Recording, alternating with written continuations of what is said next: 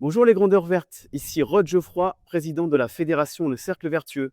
Bonjour, je suis Cécile Rivoal, je suis la trésorière de la fédération. Aujourd'hui, nous allons vous parler un petit peu plus de notre organisation et nous allons aller rencontrer deux de nos membres. Vous nous suivez? Le Cercle Vertueux est une fédération qui inscrit son action au bénéfice de la transition écologique et de la croissance verte des territoires du Bénin et du Togo. Nous accompagnons nos membres qui agissent sur le terrain à la recherche de financement, le développement de compétences et la maximisation de leur visibilité. Au sein du Cercle Vertueux, nous accompagnons deux types d'organisations, des associations et des entreprises vertes. Certaines travaillent au développement de charbon écologique, par exemple, ou de panneaux solaires intelligents. Concernant les associations, elles sont plus tournées sur la salubrité publique et le ramassage des déchets, visant notamment à la protection d'espèces menacées telles que les tortues marines.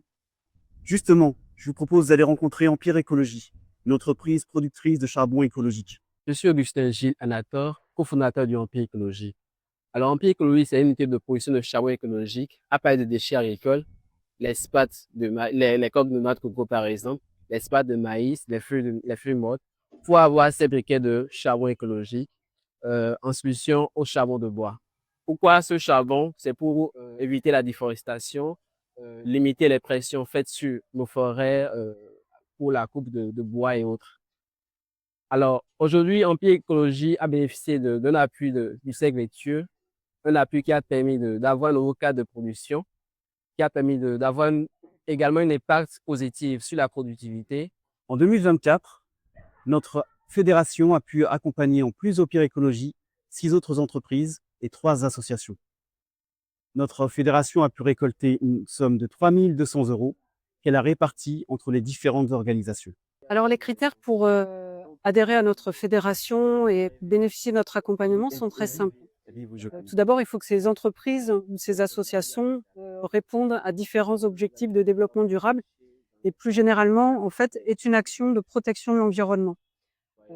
Ensuite, elles nous contactent, nous prenons attache ensemble et nous vérifions si nos objectifs respectifs correspondent. Et à ce moment-là, le partenariat est scellé par une adhésion à la fédération, une adhésion qui est symbolique puisqu'elle est de 5 €, ce qui représente 3 250 francs CFA. Voilà, nous avons terminé avec Empire Écologie. Il fait un travail formidable sur le terrain. Nous allons aller à la rencontre du jardin Kokoro, qui se trouve à l'autre bout de Cotonou. Bienvenue au Jardin Kokoro. Nous sommes spécialisés dans la permaculture qui utilise deux systèmes précis de l'association de cultures et la rotation de cultures. Ça nous permet d'associer les cultures entre elles et de faire la rotation quand il y a la fin de culture. Nous produisons des légumes maraîchers tels que le basilic africain qui est actuellement utilisé, tel que chayo, qui est très odorante. Et nous produisons certains légumes particuliers tout en respectant les légumes locaux, des poireaux, de l'oignon vert. Quand on prend la meute, on voit que c'est de l'oignon vert qui est réutilisé dans la cuisine, qui est vraiment utilisé dans la cuisine béninoise. Et merci à Rod et Cécile qui nous ont aidés en nous subventionnant un peu des fonds pour permettre l'approvisionnement des matières premières qui nous ont servi à créer de l'amendement pour le jardin, la construction de nos magasins pour que on puisse avoir de l'abri où stocker nos matériels et outils du jardin.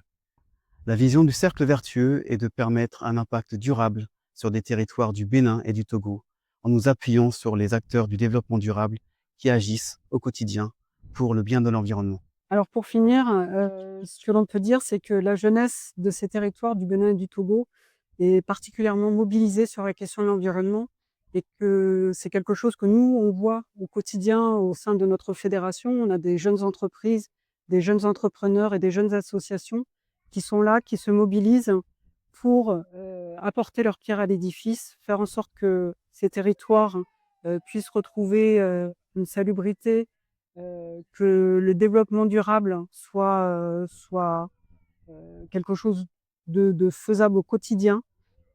Et ça vraiment, nous, au Cercle Vertueux, c'est ce que l'on cherche à promouvoir et à accompagner. Pour le développement durable d'une Afrique autonome, Nous remercions les Grandeurs Vertes et à bientôt.